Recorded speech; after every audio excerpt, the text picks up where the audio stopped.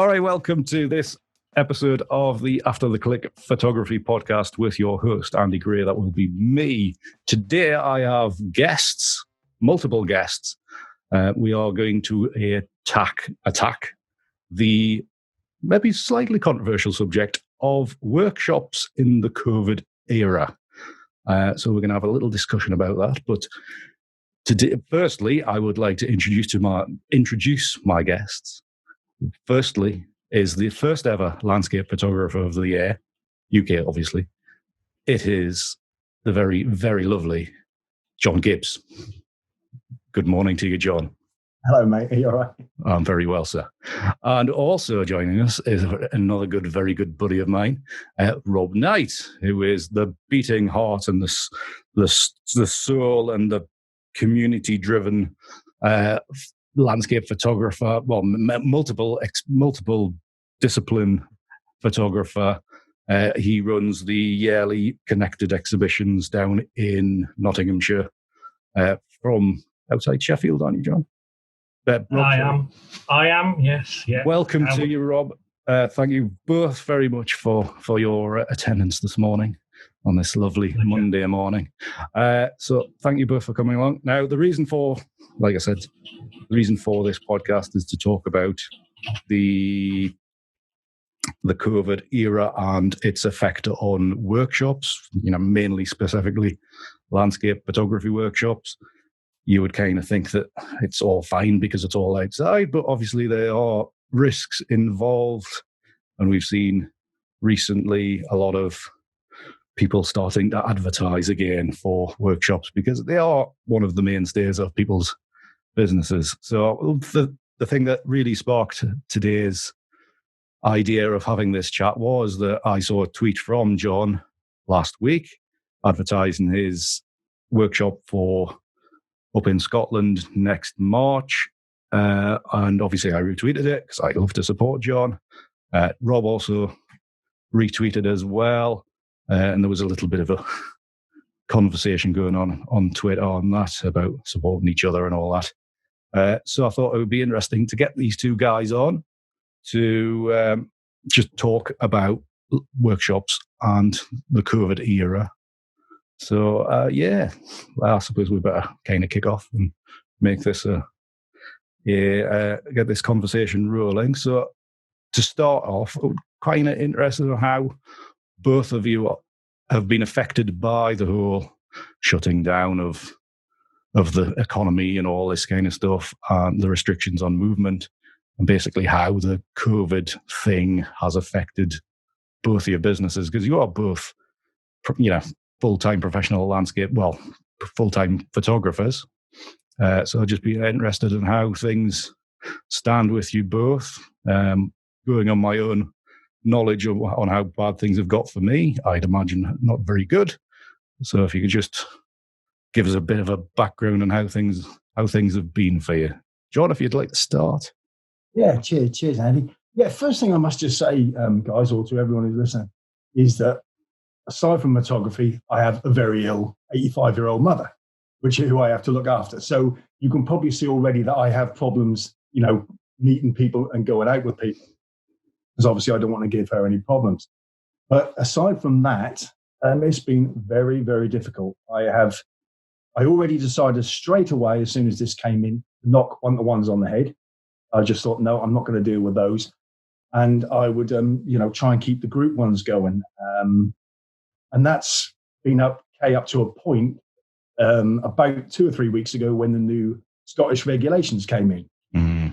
And as soon as the new Scottish regulations came in, I lost a workshop next month in Assynt. Mm. So that's a huge chunk for me, a huge chunk. And all I have now running for this year is one in mid-November in Norfolk. Now, Norfolk, we've been a very, very lightly affected, and I'm not belittling the problem at all, but we are a lightly affected region because, we don't have too many huge centres of population. So we haven't had so many problems compared with other parts of the country. But so hopefully I can run that one. Yeah. But aside from that, obviously I've lost workshops, cut down my one-to-ones. My decision, and cut down the one-to-ones. Obviously, I've now got a very, very few group workshops left. Luckily, there has been a little bit of help from the government. I don't know whether you've had any yourself, Rob or Andy, but I've managed to fill in the forms for the scheme that came in, for the 3-month payments and stuff. Average. That has helped. Mm-hmm. But I think, the basic thing I can say is I think it's a case of looking at this year and just trying to just get by. Yeah. I'm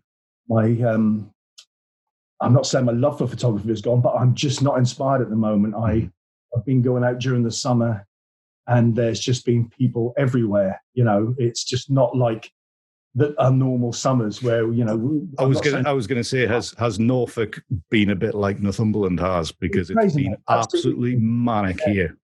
We just cannot believe it. You've got to go out on the roads and you're like, this is not normal. This is not normal. And you turn up everywhere and there's people everywhere. And that's not being selfish. You know what photographers are like. We like our solitude. Yeah. You also turn up at these lovely places and they are treated like garbage. There's rubbish everywhere. The beaches are awful. Parking, as we know throughout the country, has been awful. People, selfish people. And it's just completely put me off at the moment. I've been out, I don't know, 5 or 6 times since this damn thing started. So it's not only affected the business side, it's affected my love for outdoors and for photography. So awful, really. What can I say? Yeah, similar for me. I've been out maybe once or twice a month since July, when things opened up again, and even then it was only nice for the first couple of days, and then the world descended, and you just didn't feel like going out. And again, just like yourself, John, I've got an elderly mother that I'm looking after, so I'm not wanting to expose myself to them kind of problems as well. So it's very difficult, mate. Yeah, it is. It's a tricky balance.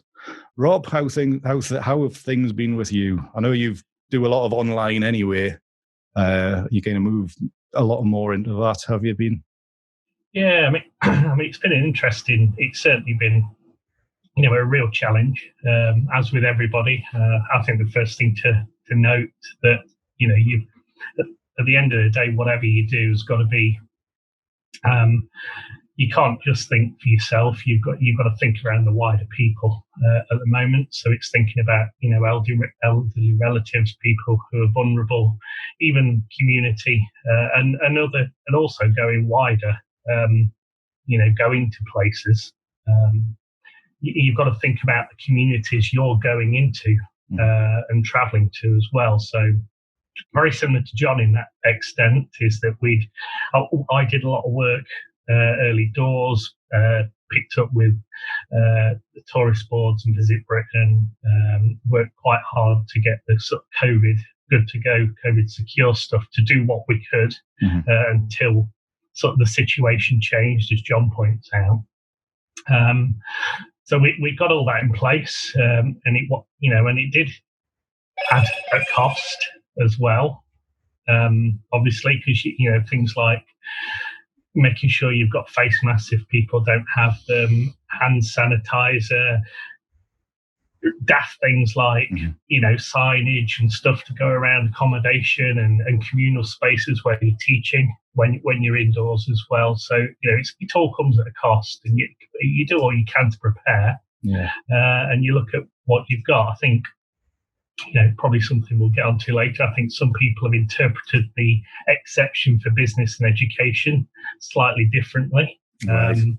But for me, as I say, the important thing, and we've always stated it, is supporting the communities, not only where we're going. So certainly as we finished off, we had a workshop in Ardnamurchan in March, literally just on the cusp of lockdown. I was just about to mention that, because you were up there as things were starting to close down, weren't you? We were, and it was dual edge, because it was beautiful to be isolated and feel remote, but you were miles away from family and friends, and you were worried about what's going. So we got one eye on whether we needed to come home. Mm-hmm. Because how many did you have with you? So we only go for sort of, we had 2 different weeks, so we had 2 groups of 4. Right. That's maximum I ever worked to anyway on something like that, just for inclusivity and make sure everybody's got time. And so we had sort of 8 over the 2 weeks. But the second week, it was a stress because we were all keeping an eye on what was going on back home, what was going to happen, and there was lots of rumours. Yeah. Well, especially when you're out on the peninsula of Ardnamurchan, where the communication isn't exactly great. And absolutely, and also, what we ended up working quite hard. We got a minibus with us, and we all made a decision that we'd do what we could, because there was a lot of very rural people up there who were remote, couldn't get out, who were already isolating up in Le Carver in that area. So we did some food drops for the local stores to people, and just to do our bit, because as I say, I feel wherever we go, it's important for us to give a little something back, because we are dropping in on these places as photographers. So without wandering too much into that, it's really, it has had a knock on, as you'd expect. We took a decision to try and get COVID secure as we could. The rules changed, as John said, up in Scotland. So we peeled back a little bit. I also wanted to put people's well-being, because what I didn't want to do is default to T's and C's and such. So, well, you've booked now. Technically, we're COVID secure. We could have an exempt on business and education if we really wanted to look at it that way. Then you must come or you lose your money, which you then get people coming who feel like they're not going to enjoy the experience. And for me, and probably the same with John, you want people who come and join you to have the best possible experience. And it's all about having the disconnection and being able to enjoy the photography. So we give people the option to move stuff, which is business-wise, you may as well kick yourself in the face. But so we've shifted a load of stuff to next year. So you mentioned the online. I'm very fortunate. I've come from a higher education background, and I've always been kind of worked in online distance and blended learning. So I've been able to move a lot of stuff and do some new courses and trying to make things a bit interesting. So it's given us a little bit of opportunity. I think, I don't know about you guys, but the one thing that, as John points out, whether you feel like doing photography and teaching and stuff whilst lockdown was on, and once we were released a little bit, it kind of knocks your confidence and your desire a little bit. So you're kind of balancing that with the business side of things as well. Right? I mean, purely on the creative side of things, it's taken a long time to get back into it for myself.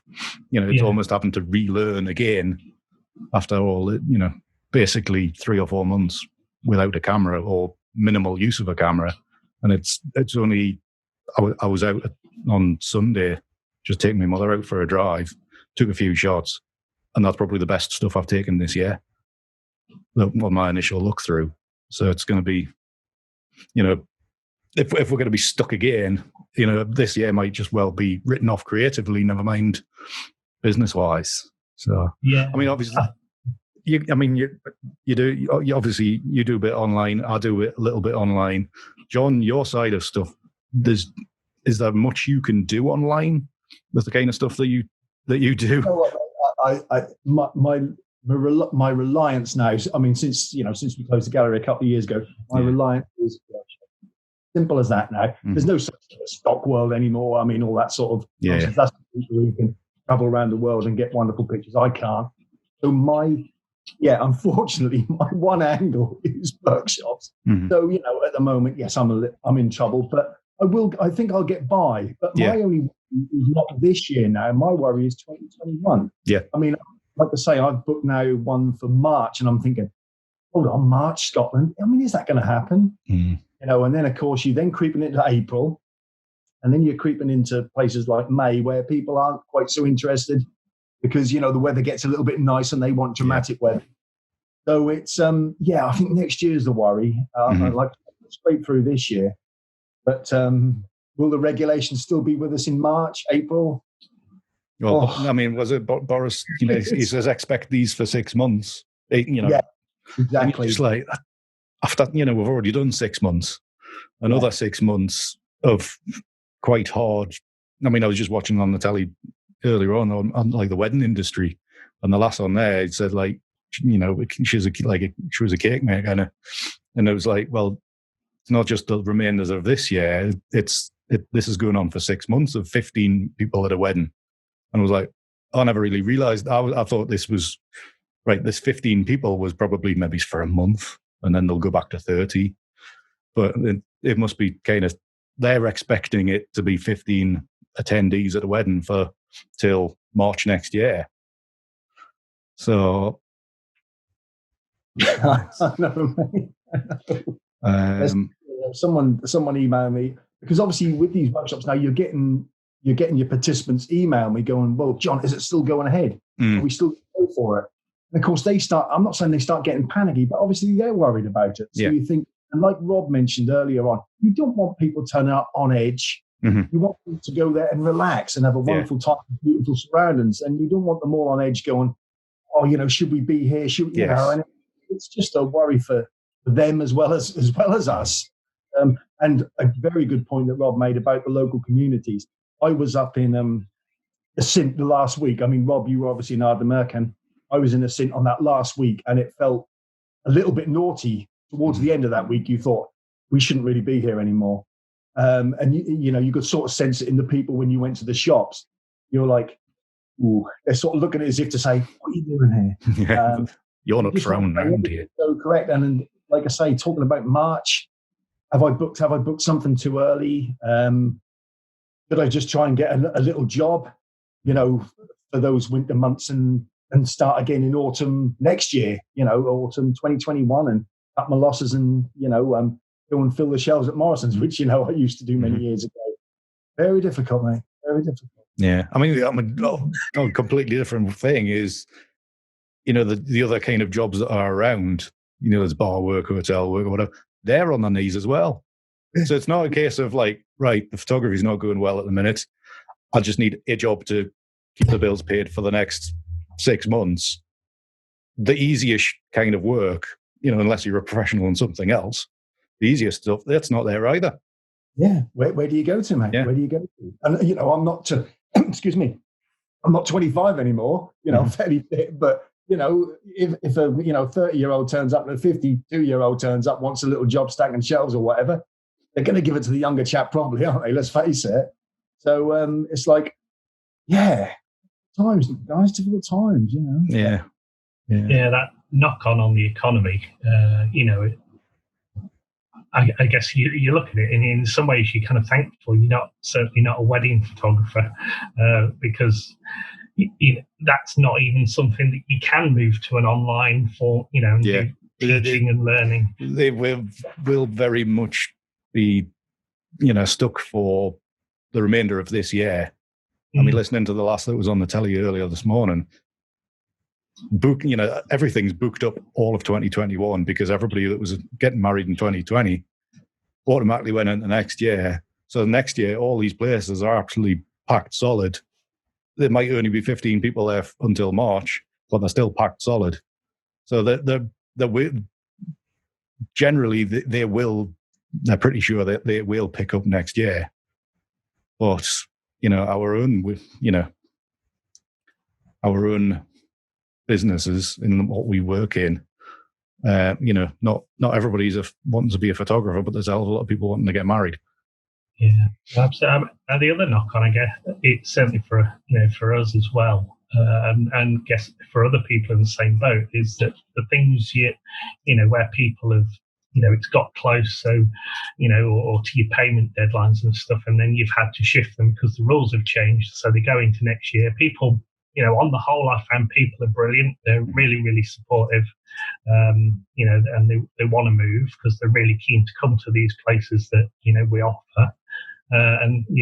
But that then you're then taking up slots that you would have been doing in 2021. So as John says, 2021, you've faced with two choices. You've got to work doubly hard, and in some ways, aspirationally, you sort of step outside of the 9 to 5 or whatever, the rat race to spend, to do this for yourself. You put all the hard work in over the years, and it's about having more time with your family and more time to do, other stuff and be the governor of your own time a little bit. And then, so obviously, but then next year you think, well, actually the reality is you're going to have to work double hard. So you're going to have the ones you've moved, and then if things are freeing up, you've got to put new stuff in. So you're probably where you would have worked maybe 1 week a month on a residential type workshop, you're now faced with potentially 2 weeks away from home and everybody else.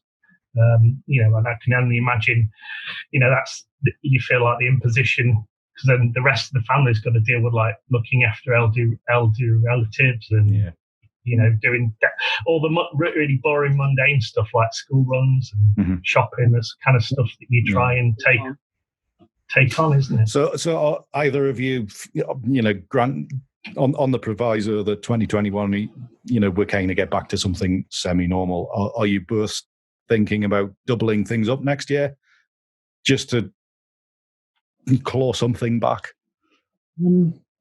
It's difficult. Like I was saying earlier, guys, about what I believe is the timetable for like landscape workshops. I think they sort of finish for me around April, May, because also accommodation gets very, very expensive to book. I think accommodation seems to be, I don't know whether it's me, but it seems to be rising slightly. People want money back, don't they? They've had a bad year. So I will cut off, I think, April. So that doesn't leave me an awful lot this side of the year. And if I start booking things in January and February, I don't think people are going to be interested. Yeah. So again, from my point of view, let's just get through the first part of next year and just try and scrape through, perhaps get maybe even a summer job. I mean, there's plenty of summer jobs where I live on the seaside. And I think start again in autumn and try and chuck in as many in that late September to the end of the year period. I think that's my option for next year. Yeah. So do you think you'll get back to the one-to-ones round about that same time, John, or do you think you'll slip in a few earlier? Maybe one-to-ones I can try and force from around March and April and get a few, because I mean, it's a lovely time of year around here as well. So that might be a good thing to do. See if I can get as many of them in, and the group ones can start, later in the year, because I'm not convinced this March one will go ahead. I think we'll still have that household regulations will still be in, I think. Yeah. Rob? Yeah, I mean, I think next year, I think I'm still sort of looking at, I've done a lot of work with a good friend, David Noble, in looking at, who's head of photography at University of Staff. So we've certainly got two of a trilogy of online courses, workshops, whatever you want to call them. So we'll continue to work on them. Feedback's been very good. I've been looking at small group stuff. So obviously you're working within the group of 6 as well. But obviously you've got mixed households, so you've got to be careful. So it does really, limit you in what you can do. I think it's a case of looking at what I can put in. Obviously a lot of the work that I do teaching-wise and photography-wise isn't necessary. It's about developing people's storytelling and ability to think differently about work. So some of it isn't governed by, I love to go in, late February, March, then into autumn through to, early winter. They're brilliant for me. But I think a lot of the stuff that I can do does allow me a little bit more flexibility in terms of times. But there's obviously, as John points out, people, January is always a write-off because people have Christmas. So people don't want to book January. And then once you get into the summer holiday season, people are going away. They've got all this, they don't want to be going out doing, even if you can get kind of work with the conditions and develop a different approach to photography, you don't want to be fighting with crowds of people, especially in the current climate. The other thing, Rob, is nobody really wants to get up at 2 a.m. for sunrise as well. Well, no, agreed. But I'm not, I personally, as much as people like to photograph sunrise, sunset, I don't worry too much about that because, there's learning and development and people can explore their own creativity. Photography doesn't stop. I guess the other challenge is, in the places we love going to, you then get into mid-season. And you don't want, nobody's got a desire to be eaten alive. So yeah, I saw that video from Alex Neil. Oh, My God, yes. Yeah, it was like, that's why you don't go to Scotland after April. Yeah. It's kind of rough. What about you, Andy? I mean, in terms of your thoughts around, this and. Well, I've never been a big workshop kind of. I admit I have never been on a workshop before. But my one-to-ones obviously ended straight away. That was it for the rest of the year. Just cancelled outright. And obviously, I was co-leading a workshop with yourself, Rob. Yeah. In April, which got put back to next April. Fingers crossed. So that all, everything just stopped, and I just had to re-divert into. Luckily enough, a lot of my stuff is post-processing. So I could re-divert into that, finish off the collection of presets, make them available. That tided us over for a couple of months. Other kind of online projects, the odd person wanting some one-to-one time over the wonderful Zoom that we're talking over at the minute. So that's been all right. It's kept the lights on, but that's about it. But it does mean I have much more time to do things like make podcasts and play Fall Guys on Twitch and try to build up a community there and do more stuff for Patreon followers and all. People ask us what do you do all day? I'm like, brand build. You just constantly just trying to keep the brand building one way or the other, whether it's building a small community or redesigning stuff, or redid the website and all this kind of stuff. And that's smart, Andy. I mean, your newsletter thing you sent out is really lovely. I was going to say that was another thing. I now have time, so I take time over a newsletter. Yeah, wiggly, and what's it called? Intentional. That's it. That's the one. That's really nice, mate. That is really nice. Yeah, I enjoy doing it because I also do the local parish magazine as well. So the only thing is, I do them two together. So it's a bit of a too much work to do. So that's coming up in the next couple of days to do sort all that out.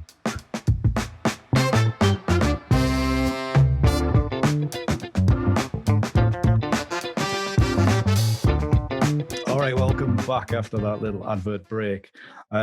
So obviously Rob is classed as COVID secure or ready to go, whatever the official terminology is. So, Rob, what kind of hoops are in place for us to jump through if we are to potentially go ahead with workshops in the coming weeks? Because no doubt it'll probably change by next Tuesday.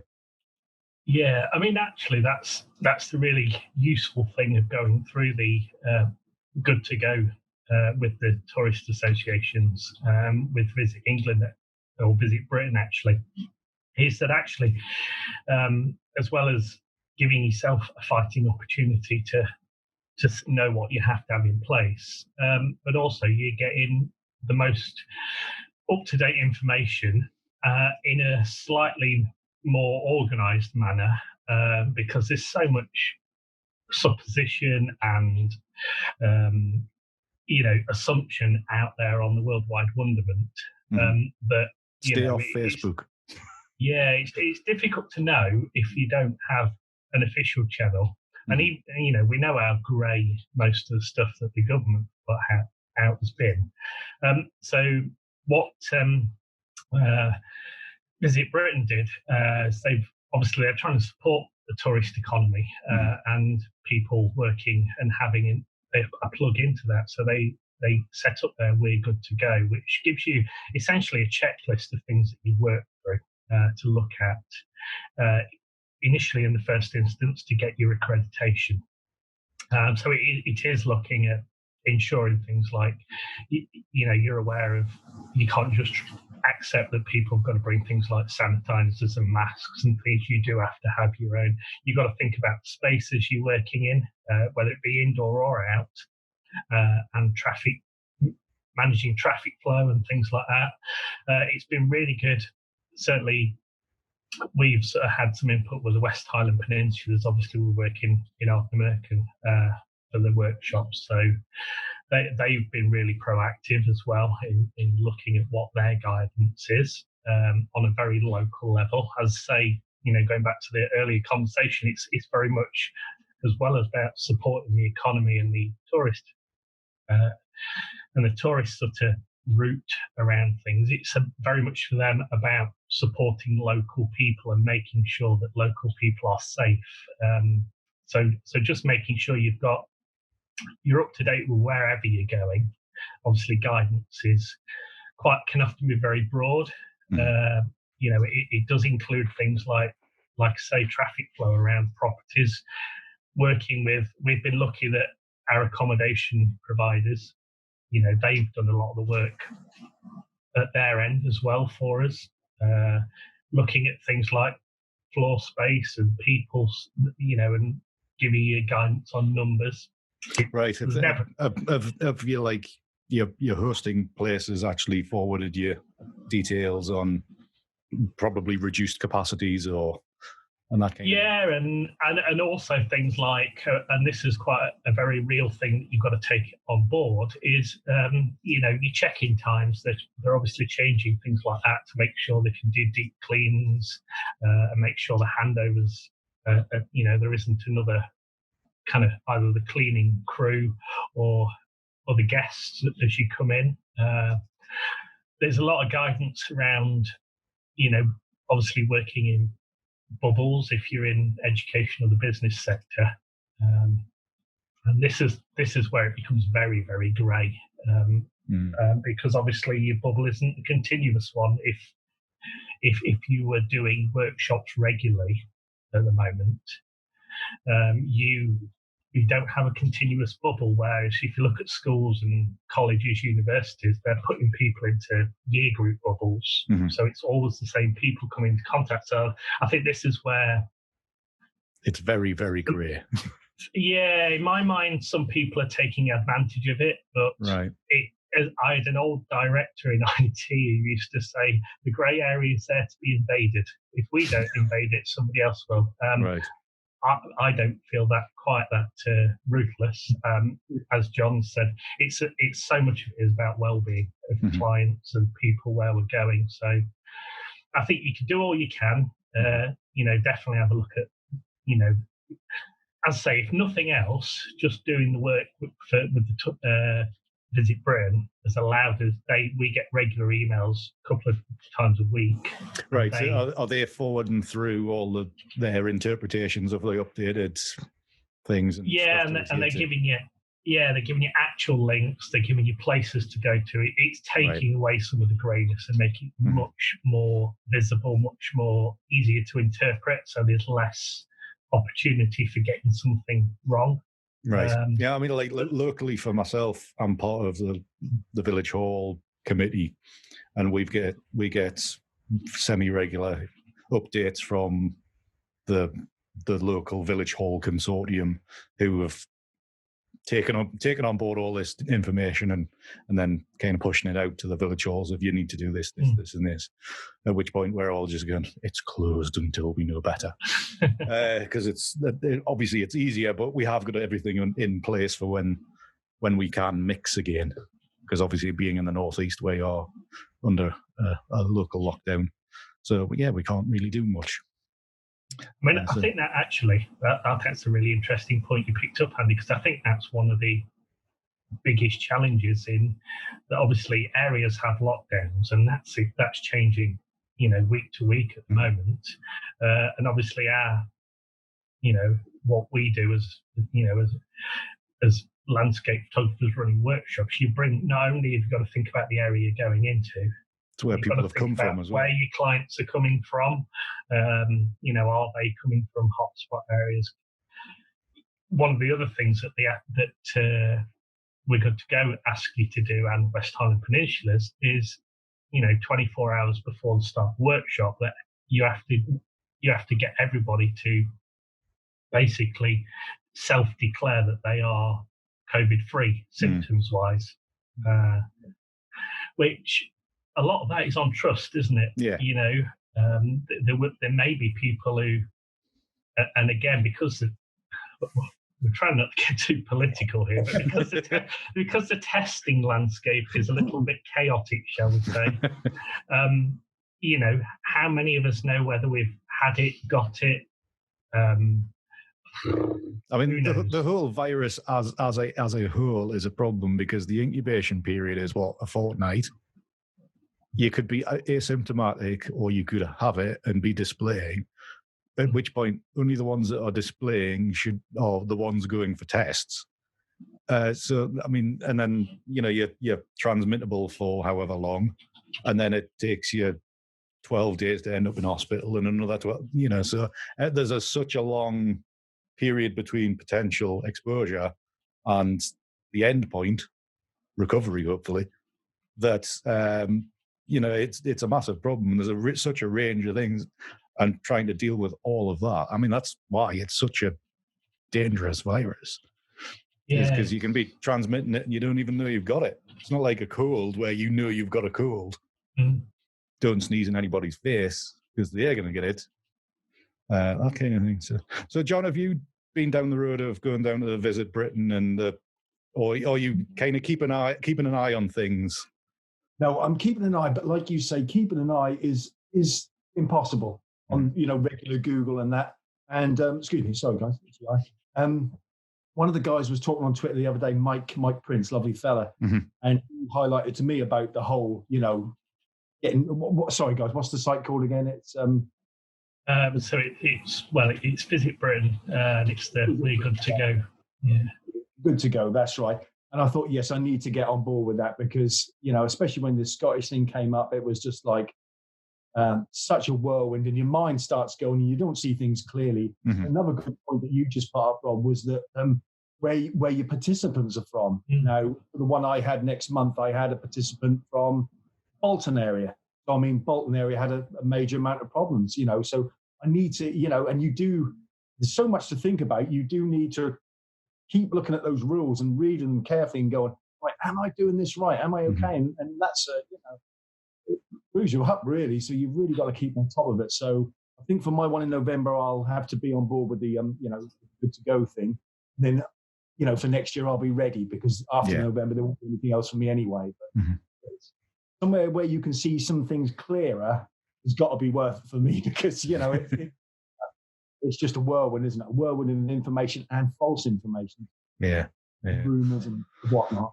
Yeah, it sounds like signing up for this Visit Britain ready to go thing, even if it's just to get the information sent to you in a concise, plain as day kind of is the thing to be doing. Because, like you say, obviously you shouldn't do it, but if you look on Facebook and you've got everybody's opinion and their own, it becomes political on how they interpret things. So it's, getting the proper interpretations and the full understanding of it has got to be the way forward, hasn't it?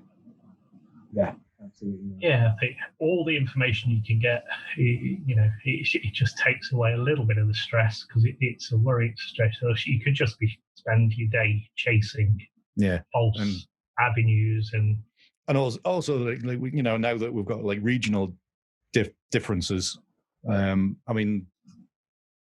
Like here, you're not meant to go anywhere outside your own household. See people outside your own household in an indoors capacity, I think. So going to the local cafe that my mother goes to every Thursday to meet her friends, now she can't go to there to meet her friends. So I went with her, and the amount of people who came in that obviously weren't from the same household, and the owner of the cafe had to turn them away because, like, you don't live together, so you can't, you can't be here. If somebody said anything, it's a £10,000 fine to us, the owners, and you're just like, I didn't even know that, and obviously a lot of people didn't know that either. So it can kind of get very, very confusing depending on where you are, and then you go to Wales and you can't travel more than 5 miles, and that's a right things mix. Could change whilst you could be away somewhere, fully compliant with guidelines, and partway through a week, some things are that fluid and dynamic, and they can just change. I suppose if there was a workshop happening in Northumberland at the minute, because it's in a lockdown area where you can't mix with other households, if you're on holiday, you're only meant to be here with your household.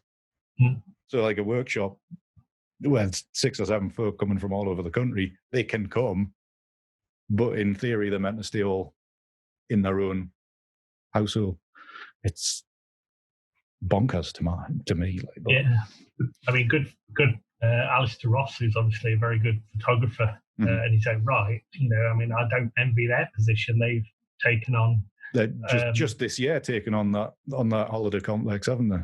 Yeah, and they've had to, because they would have had mixed households coming to maybe share 2 accommodation, but would be coming together, and it's a minefield. Yeah. No, I don't envy. Here's the stutter coming back. Don't envy anybody in the hospitality and the hotelier business this year. It's just interpreting everything on top of 3 months of the season being wiped out. It's not been good. So should we get into the slightly maybe controversial thing? Should workshops be happening maybe for the over the autumn? Anybody want to start? It's just a question. Potentially running one next month, which obviously isn't going to happen now. Yeah, it's a difficult decision, mate. Yeah, it was. Because, I think from my point of view, I don't get. Well, it doesn't matter. Anyone can get this virus, but I don't. I don't get 30, 35-year-old people coming along. They're mostly, in the 50s, 60s. And, you think, hold on, I really shouldn't be doing this. And you then go, well, you've got to live, John, but hold on, those people, on the other hand, those people have got to be kept healthy, and that could do you more harm than, so it's incredibly difficult. Thinking about it, probably not. Right. Yeah, in all honesty, probably not. If I can, I think I can get away with this year. I generally, on a financial level, we'll get through and we'll get by. Nothing's going to be a disaster. But perhaps thinking about it, maybe not. And maybe the ones next year or first part of next year, maybe they should be knocked on the head as well. Yeah. But, I mean, obviously, I will, obviously, put this in not quite in context, but obviously it's down to the individual photographer that's leading, or the group of photographers that's leading these things. I mean, it's obviously down to their discretion and on how they're going to approach these things, on whether they're going to do it, whether they're going to go super clean and everything by the book, masks and sanitizers coming out every orifice and whatever. Hope so, mate. Hope so. Yeah. So we're not criticizing anybody that's actually running these. We're just purely, on our own experiences on these things. I mean, obviously, Rob, you tend to do things in groups. I mean, obviously, sequencing workshops and things like that. Very much location based, but not really an outside kind of location, is it? Yeah. I mean, the sequencing workshop is an online one. So that was bringing people together.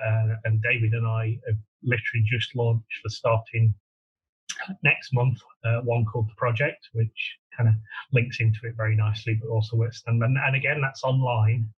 They have been designed so it could equally be a face-to-face workshop. So maybe in late next year, we will be able to go back to that. Go back, and it's very much about people going out and being able to make photographs, make pictures, because it's about new work and new learning, new ideas, synthesis. So obviously, at the minute, you couldn't necessarily bring people together to do that. If you look at, you've got to, I think, whichever way you do it, and whichever way anybody does it, you've just got to take on all the information, follow the rules as best, and follow the information. And as John so rightly points out, the demographic of people that attend photography workshops, it's people who are, have the time. So obviously, often early retirees, older people. And you've got to bear their well-being in mind as well. So I think you have got to, it's a tricky one, because I think everybody out there is really thinking about how they can make a living. Well, yeah, this year into next. I mean, it'll be a while ago now. I think it was Adam Gibbs, and I think he made a comment to, I don't know, it might have been Alistair Bain, and he said maybe the workshop business model is pretty well knackered now, with this current situation and the chances of it coming back to normal anytime soon, that maybe everybody's going to have to rethink. Maybe not over relying on workshops, but that how much of a percentage of your business is workshops. Maybe you have to rethink that. Thoughts? Yeah, absolutely, mate. I think a lot of participants, attendees, whatever you want to call them, are going to be thinking very hard before they book anything, just because on pure trust. Yes, I'm fine. They can be thinking, yes, I'm fine. I've been really good. I've shielded whatever I do. Has everyone else? Is everyone telling the truth? A lot of people are going to be like that, because obviously they're generally worried about their health, their family's health, whoever they come into contact with. So, yeah, like you say, mate, I think there's so much to think about that. You really could tie yourself up in knots and make yourself quite ill worrying about all the, the possibilities. It's just, like I say, it's simply put, it's just an awful time. Yeah. And we've just got to do everything right. But the future is a worry. Yeah. Can you either of you see you diversifying a little bit further? And obviously, John, you've said you do rely on the workshop things Absolutely. Quite a bit. I mean, can you see yourself having to diversify a little bit? Yeah. But, you talk about, if I had a fiver for every time my dad told me you should be a wedding photographer as well, John, I'd probably be living in Monaco now. But you also have to be that type of person. Yeah. Oh, definitely. I'm a quiet person. I like my landscapes. Someone tells me, start taking portraits. It's not me. Yes, commercial, yes, but you can't force yourself to be a different type of photographer if that's not your thing. It's all very well people saying that the money might be there for you, but I can't. That's not what I do. So within landscape, I think Rob's got some lovely ideas. But God damn it, yeah, there is a lot to think about. I mean, obviously, you'll make me, myself, and yourself, John. We've started the YouTube thing.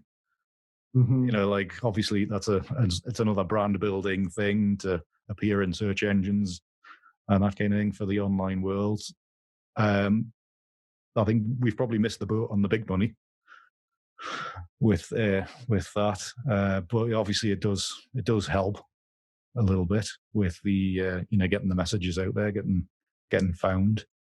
Rob, are you doing anything to satisfy the social media side of things, or are you staying the traditional, I will get work the traditional way? No, I mean, I think you have got to be a bit, proactive and look at avenues in a way. I mean, same as John. I am not a wedding photographer. I don't work with people on that level. Neither am I. Tried twice. It's there as a, but there are many better wedding photographers, out there who do it brilliantly. So I wouldn't want to necessarily push into that. I think there are opportunities to look at things a little differently in terms of for what we do as landscape and outdoor educators, photographers.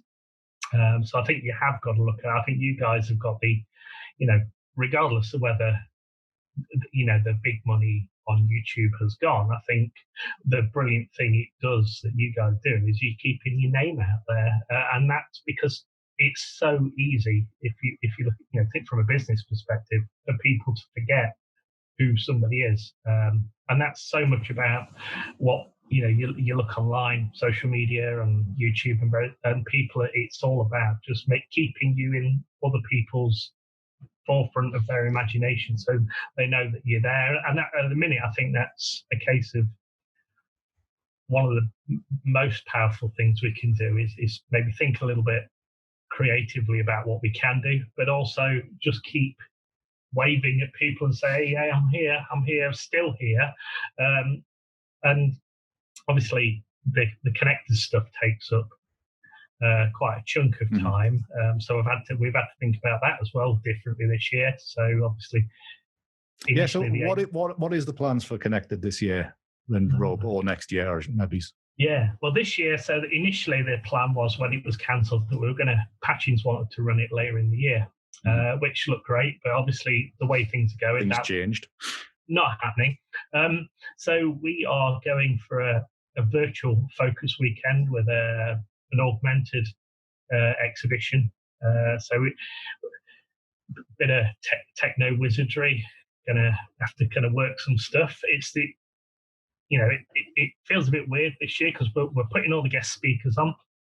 We'll be using the joys of kind of this kind of system as well, and putting some extra content together for people. But really, we felt it was important to bring the community together. We've got to have a little bit of something to cheer us up in all this shit show, if you excuse my swearing.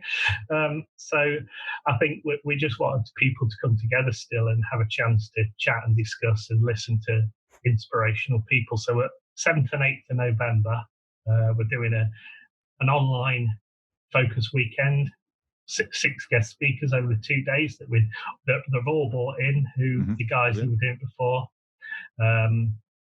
That'll be happening. There'll be extra stuff around that, some extra video content, some extra podcasty type audio discussions, some stuff going on.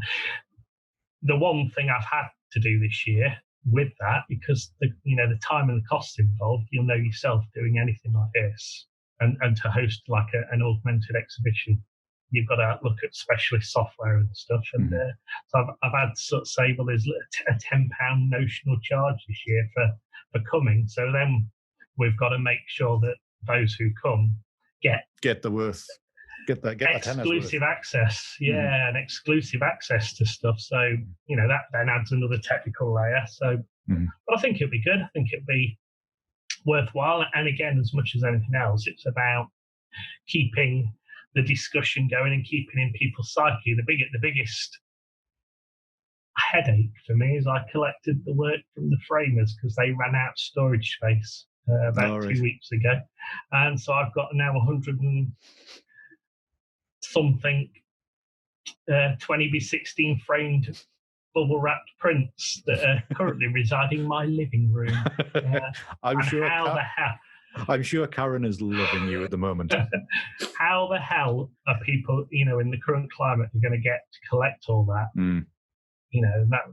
That was one of the reasons we'd swapped the focus weekend to the end of the exhibition. Was so people could come along, enjoy 2 days, take the work away with them. But best laid plans and all that. It's nothing like a pandemic to screw everything up. But it's good. It's good to know that it's going ahead, because I've been kind of involved in the last 4 or 5 years. I've obviously met you both there. Had a wonderful time, wonderful chats with you both. It's been great for me being stuck, top end in Northumberland here, and obviously miles away from most of the folk on Twitter. Back when Twitter was really, really nice. So getting to actually know these people that I see on Twitter all the time, or did back then. Those weekends were fantastic, absolutely brilliant. And even the ones that had travelled from abroad to come to it, that was really, really good. So I owe quite a lot to those weekends, Rob. So thank you very much. And obviously I met John for the first time there. And John was the last person I saw before lockdown. Or last photographer I saw before lockdown. You know what, Andy? I got a little video of you walking away from you. That's like a little, sums it all up, really. Yeah. I did finally look at them photos I took that day and go, what a load of rubbish. So obviously we were both worried about what was going on. So it was like, photography's just not going. It's going out the window here. So but now the things we look for. Great pick. It was good to see you.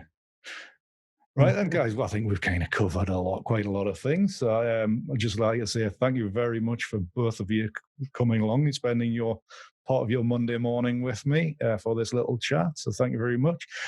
So Rob, if you would like to tell me and tell everybody, all three people that will be listening to this, tell them where they can find you online and such forth. Yeah, absolutely. Well, firstly, thank you, Andy, for inviting me on. Really appreciate it. Great to catch up with Jon. The one thing that these Zoom and Teams meetings, you get to see people again, especially when we're in lockdown. That was a hard thing. So it is brilliant to catch up with everybody. So certainly our workshops, we're on www.arcadephotographic.com. There's workshop section at the top. The current one is called The Project. I say that's online, fully supported, 4 weeks, developing people's ability to work on their own defined body of work. We've got the residential ones, again, similar to Jon, looking at March next year for Ardnamurchan. They're on there as well. Certainly have a look on there. And obviously, I'm keep as active as I can on Twitter, so RK Photographic. Huge thank you to the both of you. I really enjoyed the chat. No worries at all. It's been a pleasure. Lovely to talk to you. Jon, where can we find your pretty face? Where can you find me? Well, I'm in all the usual places, and it's all under Jon Gibbs. I think most of my stuff is under Jon Gibbs website, Instagram, Twitter. So easy enough to find, guys. And like Rob says, I'm just trying to keep myself out there. The YouTube thing I haven't done for a while, but like I say, when you're not inspired, you can't force something. So exactly. It's 5 or 6 weeks since I made a video. Yeah. Well, released a video, I should say. So I'm just not feeling it. Love doing them. That's the trouble. Mm-hmm. But when you're not inspired, you can't stand in front of the camera and go, this is great, because, it's an awful thing to admit, but that's just truth at the moment. Mm-hmm. But yeah, I'm just out in the usual places, guys. And you can always sign up for the newsletter on the website. And it's so difficult, like I say, I've got one in November. I've got workshops March. Will they still be going? All I can do is do my best and just hope people like looking at the images and remember me. Like, remember as well. There's so many photographic superstars out there. The lesser mortals like myself. You've got to just keep trying to battle and be out there. Yeah, like in the last podcast when I was talking to Kaiser, she's one of these photographers that does everything, but she just says she's continually knocking on doors, just reminding people that she's there. And I was saying, like, everything online's algorithm driven. So if you're not feeding the beast, you're just slipping away out of view. So then it's harder work to get back to it. So you might as well be flinging as much stuff onto Twitter, Instagram, and all that as much as you can, just to keep that fed. Because if you're feeding it, then you're going to be higher up the visibility charts, in theory, anyway. I'm just fed up with putting out old pictures now. There's lots of people out there just putting out old stuff. There's nothing wrong with it. Making it black and white instead. Yeah, exactly.